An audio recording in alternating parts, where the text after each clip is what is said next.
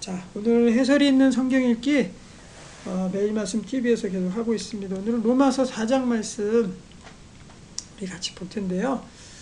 이 사도 바울이 이 흐름이 로마서 1장부터 쭉 이렇게 강론하면서 흐름이 쫙 이렇게 보이는 것 같아서 참 좋거든요. 그래서 1장부터 해서 죄와 또 율법의 율법이 우리를 구원할 수 없음에 대해서 보고, 그 다음에 왜 믿음이 필요한지, 왜 예수님이 필요한지, 그 다음에 왜 믿음이 우리를 구원할 수 있는지에 대해서 이제 4장 말씀에서 이 믿음에 대해서 믿음의 조상 아브라함을 통해서 우리에게 말씀을 해주시는 부분이 오늘 말씀 되겠습니다. 자, 우리 로마서 4장 1절부터 우리 같이 보겠습니다. 그런즉 육신으로는 우리 조상인 아브라함이 무엇을 얻었다 하리요. 자, 이제 믿음의 조상이라고 하는 아브라함으로부터 이제 이야기를 시작하는데요. 그 복음서에서도 보면은 아브라함에 대한 얘기 되게 많이 나오거든요. 그리고 유대인들도 그렇죠? 너가 아브라함의 자손이냐, 아브라함의 자손이냐 아니냐 이거 가지고 참 얘기들 많이 하잖아요. 그러니까 아브라함이 그만큼 유대인들에게 있어서 중요한 인물입니다. 믿음의 조상, 구원의 조상입니다. 만일 아브라함이 행위로서 의롭다 하심을 받았으면 자랑할 것이 있으려니와 하나님 앞에서는 없느니라. 바울은요, 이 얘기, 아브라함을 얘기하면서 먼저는 아브라함도 역시 마찬가지로 행위로서는 의롭다함을 여길 받을 그 무엇도 갖고 있지 않은 사람이다. 그리고 자랑할 것이 없는 그런 사람이다. 아브라함이 믿음으로 믿음의 조상이 된 것이지 행위로 믿음의 조상이 된 것이 아니다. 라고 이제 이야기를 시작합니다. 성경이 무엇을 말하느냐? 아브라함이 하나님을 믿음에 그것이 그에게 의로 여겨진 바 되었느니라. 이 말씀은 어디에 나오는 거죠? 창세기 15장 6절 말씀이죠. 거기 보면은 이제 아브라함에게 하나님께서 약속을 하시면서 밖에 데리고 나가십니다. 하늘의 별을 봐라, 바다의 모를 봐라, 너의 자손이 저와 같이 많아질 것이다. 그 말씀을 하시고 그때 반응이 바로 아브라함이 그것을 믿은 거예요. 하나님이 이야기한 것에 대해서. 그때까지 자식이 없었죠. 자식이 만약에 밑으로 뭐 줄줄이 막 있었다 그러면은 뭐 그게 뭐 특별히 그렇구나 이렇게 생각하겠지. 뭐 믿음으로 반응할 이유가 없잖아요. 그래서 뭡니까? 믿음이라는 거는 없는 중에 나오는 게 바로 믿음이고, 그때 하나님께서 그걸 기쁘시게 여긴다는 거예요. 하나님의 약속이 있는데 분명히 지금은 없어. 근데 하나님 분명히 약속하셨어. 그렇죠? 그것에 대해서 우리가 믿는 거. 그게 결핍에서 믿음은 빛이 나는 겁니다. 아브라함이 뭐 야곱처럼 이미 12아들이 있었다고 생각해 보십시오. 그러면은 그거를 믿는 거 뭐 대단하겠습니까? 얘네들이 커가지고 자식 많이 낳나 보다 이렇게 생각하겠는데 그때는 자식이 아무도 없었습니다. 이삭이 태어나지 않은 때이기 때문에. 그래서 하나님은 어찌 보면은 이삭을 정말 어렵게 100세 그것도 아들을 낳을 수 없는 나이에 그 부부가 어렵게 그렇게 해서 주신 것 같아요. 하나님과의 믿음의 언약을 세우시기 위해서. 그렇죠? 그때 아브라함이 믿었습니다. 그래서 하나님께 의로 여겨진 바 된 겁니다. 그러니까 하나님 편에서 보시기에 우리가 의롭다. 너 정말 죄가 없다. 의롭다. 의롭다는 말은 바꿔서 얘기하면 죄가 없다거든요. 죄가 없다. 죄가 없는 상태가 의거든요. 의. 그럼 우리 죄 많은데 어떻게 의로워질 수 있습니까? 하나님의 말씀을, 약속을 믿을 때 바로 우리가 의로워질 수 있는 거죠. 그러니까 죄를 많이 지을 때 하나님을 믿으십시오. 그리고 하나님이 의로 여겨주시고 회복을 주실 것입니다. 4절. 일하는 자에게는 그 삭시 은혜로 여겨지지 아니하고 보수로 여겨지거니와 이를 아니할지라도 경건하지 아니한 자를 의롭다 하시는 이를 믿는 자에게는 그의 믿음을 의로 여기시나니. 선물이죠, 선물. 그러니까 우리가 어떤 것들을 해서 구원을 대가로 내가 불교에서처럼 절을 몇 번을 했더니 구원을 얻었다. 그럼 그거는 대가로 얻는 거잖아요. 근데 여기서는 대가가 아니라 그냥 내 믿음을 통해서 얻는 거기 때문에 공짜로 주어지는 것이고, 또 보수를 받긴 받는데 일을 하고 받는 거예요? 안 하고 받는 거예요? 일을 안 하고 받는 거죠. 그냥 공짜로 받는 거예요. 선물로. 그래서 은혜인 거죠. 의는 그래서 은혜로 우리가 얻어지는 겁니다. 일한 것이 없이 하나님께 의로 여기심을 받은 사람의 복에 대하여 다윗도 얘기했어요. 다윗이 말한 바 불법이 사함을 받고 죄가 가리워짐을 받는 사람들은 복이 있고 주께서 그 죄를 인정하지 아니하실 사람은 복이 있도다 함과 같으니라. 다윗도 이렇게 노래를 했다고요. 그렇죠? 그 죄를 인정하지 아니하실 사람은 복이 있다. 죄가 가리워지고 그냥 공짜로 은혜로 그 죄가 덮어짐 받은 사람은 복이 있다는 겁니다. 자, 9절 그런즉 이 복이 할례자에게냐 혹은 무할례자에게도냐 무릇 우리가 말하기를 아브라함에게는 그의 믿음이 의로 여겨졌다 하노라. 그런즉 그것이 어떻게 여겨졌느냐 할례시냐 무할례시냐 할례시가 아니요 무할례시니라. 아브라함이 이미 의로 여김을 받았을 때는 아브라함이 할례를 하기 전입니다. 무할례 때 의로 여김을 받았다는 겁니다. 그렇기 때문에 할례가 지금은 이제 필요 없는 것이 되어버린 거죠. 이때 당시만 해도 유대인들은 계속해서 이 바울과 이 할례 문제를 때문에 굉장히 논쟁을 많이 하고 또 믿지 않고 배격을 한 겁니다.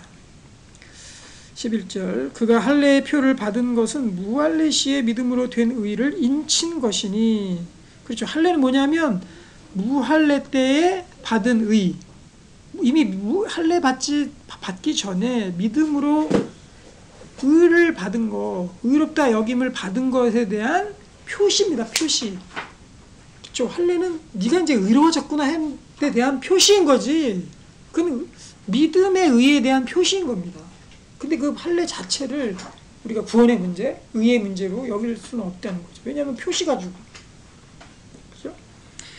이는 무할례자로서 믿는 모든 자의 조상이 되어 그들도 의로 여기심을 얻게 하려 하심이라. 그러니까 이 아브라함이라는 사람은 바로 무할례 시에 믿음으로 받은 의의 조상이 정확한 표현인 거죠. 무할례 때 믿음으로 받은 의의 조상. 그 바로 아브라함이 그래서 그것이 바로 믿음의 조상인 겁니다. 할례의 조상이 아닌 거죠. 12절 또한 할례자의 조상이 되었나니 곧 할례 받을 자에게뿐 아니라 우리 조상 아브라함이 무할례 시에 가졌던 믿음의 자취를 따르는 자들에게도 그러하니라. 그렇죠. 할례 겉으로는 그냥 할례의 조상일 뿐이지만 그것이 진짜가 아니라 바로 믿음으로 받은 그 표시인 할례의 조상인 거. 그것이 정확한 표현입니다. 그러니까 믿음의 조상인 거죠. 의의 조상이고. 아브라함이나 그 후손에게 세상의 상속자가 되리라고 하신 언약은 율법으로 말미암은 것이 아니요 오직 믿음의 의로 말미암은 것이라.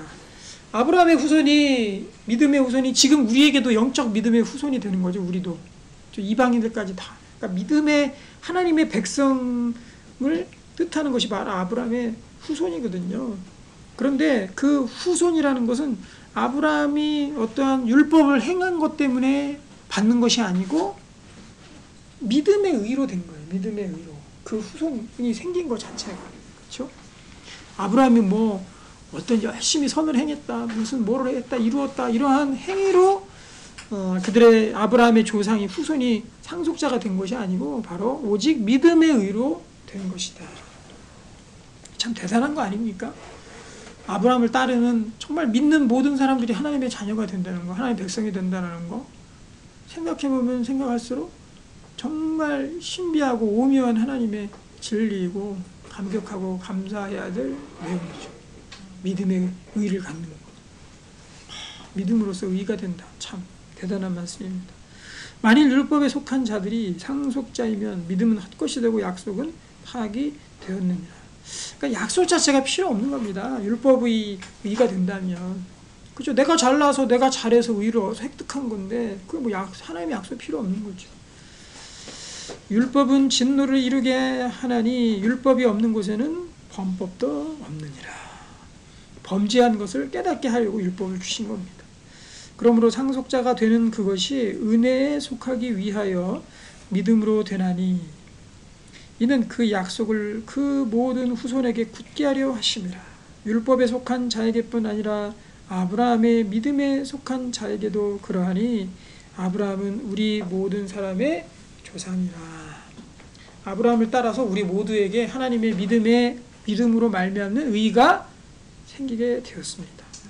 17절 기록된 바 내가 너를 많은 민족의 조상으로 세웠다 하심과 같으니 그가 믿은 바 하나님은 죽은 자를 살리시며 없는 것을 있는 것으로 부르시는 이시니라. 아브라함이 바랄 수 없는 중에 바라고 믿었으니 이는 내 후손이 이가 되리라 하신 말씀대로 많은 민족의 조상이 되게 하려 하심이라. 그러니까 우리의 조상도 아브라함인 거예요. 믿음의 자녀로서의 조상도 아브라함인 거죠. 근데 그 아브라함이 어디서부터 출발했느냐?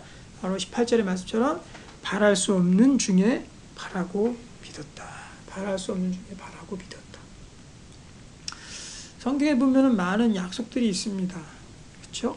그럼 우리는 이 시대를 사는 우리에게 있어서 우리가 더 의로워질 수 있는 방법은 하나님의 약속을 믿는 일이거든요. 그렇죠? 바랄 수 없는 중에 바라고 믿는 게 우리에게 있어서 어떤 일이 될 것인가 한번 생각해 봐야 되겠죠. 근데 이것을 자칫 우리는 모두 잘 된다. 또 우리는 모두 하나님이 큰 복을 주실 것이다. 라든가 또 하나님께서 우리를 뭐 크게 사용하실 것이라든가 또 선교사를 보내실 것이라든가 물론 그런 믿음과 또 가져야 되지만 하나님이 각 사람의 분량의 믿음의 분량대로 그들의 삶을 인도해 가십니다. 그렇기 때문에 어떤 사람은 크게 쓰시는 분도 있지만 어떤 사람은요 그냥 교회에서 작은 봉사를 하면서 작게 또 쓰임 받는 사람도 물론 있단 말이에요. 하지만 우리가 바랄 수 없는 중에 바라고 믿을 거는 뭐냐? 하나님의 근본적인 사랑입니다. 그게 흔들리면 안 돼요. 거기에 대한 사랑의 확신은 아무리 우리가 많이 가져도 부족함이 없는 거예요. 어떤 상황이나 하나님 나를 사랑하시고 하나님 나를 지금도 인도하시고 나를 끝까지 구원의 길로 이끌어 주실 것이다 라는 하나님의 사랑에 대한 확신, 무한 신뢰라고 그랬죠. 무한 신뢰. 하나님을 무한히 신뢰하고 하나님을 무한히 주님을 사랑하고 주님도 나를 사랑하신다는 그 확신, 그게 바랄 수 없는 상황이 있습니다. 그렇죠? 그때 바랄 수 없는 중에 바라고 우리는 믿어야 됩니다. 무엇보다도 또한 예수님의 구원과 사랑, 그걸 믿어야 되겠죠. 그걸 믿고 나가야 되겠죠. 사실 하나님의 사랑만 확신하면 그것만 우리가 잘 굳건하게 세워져 있으면요 사실 신앙이 흔들리지 않습니다. 신앙의 모든 우리의 삶의 문제, 근본적인 문제가 하나님의 사랑의 흔들림 속에서 나오거든요. 그 하나님과의 사랑이 굳건하게 세워져 있으면은 그러면 우리는 되는 거예요. 자, 19절 그가 백세나 되어 자기의 몸이 죽은 것 같고 사라의 태가 죽은 것 같음을 알고도 믿음이 약하여지지 아니하고 믿음이 없어 하나님의 약속을 의심하지 않고 믿음으로 견고하여져서 하나님께 영광을 돌리며 약속하신 그것을 또한 능히 이루실 줄을 확신하였으니 그러므로 그것이 그에게 의로 여겨졌느니라. 하나님 분명히 이 아브라함에게 약속을 하셨습니다.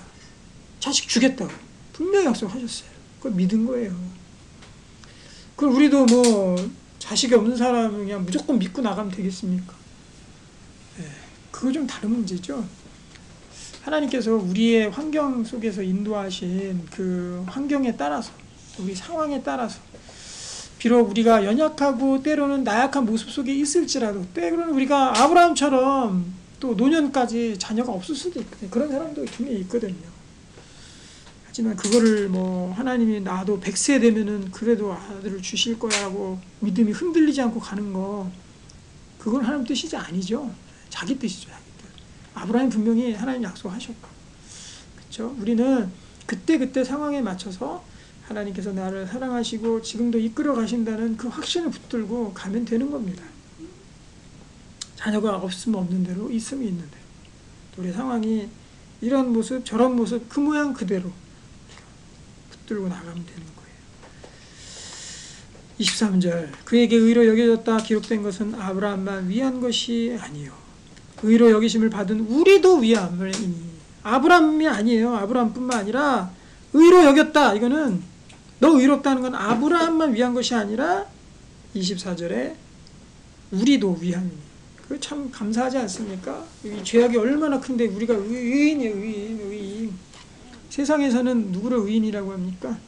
물에 빠진 사람, 뭐 자기 생명을 다해서 구한 사람 이런 사람 의인이라 그러잖아요. 그런데 성경에서는 우리도 의인이라고 합니다. 예수 그리스도를 따르는 모든 자들 곧 우리 주를 죽은 자 가운데서 살리신 이를 믿는 자니라. 그러니까 뭘 믿느냐 여기 명확히 나옵니다. 24절 참 중요한 구절인 것 같아요. 24절 어떻게 하면 의로워지느냐, 뭐를 믿느냐, 곧 여기죠. 예수 우리 주를 죽은 자 가운데서 살리신 이를 믿는 자. 이게 바로 우리의 믿음이고 의로워지는 길입니다. 이것만 믿으면 우리도 의로워지는 거예요. 예수는 우리가 범죄한 것 때문에 내줌이 되고 또한 우리를 의롭다 하시기 위하여 살아나셨느니라. 부활도 중요합니다. 예수님께서 부활 안 하셨다면 우리는 의로워질 수 없습니다. 성경에서 말씀하고 있기 때문에. 또한 우리를 의롭다 하시기 위해서 주님께서 다시 살아나셨다. 두 가지죠. 우리가 범죄한 것 때문에 죽고, 우리 죄가 죽은 거예요.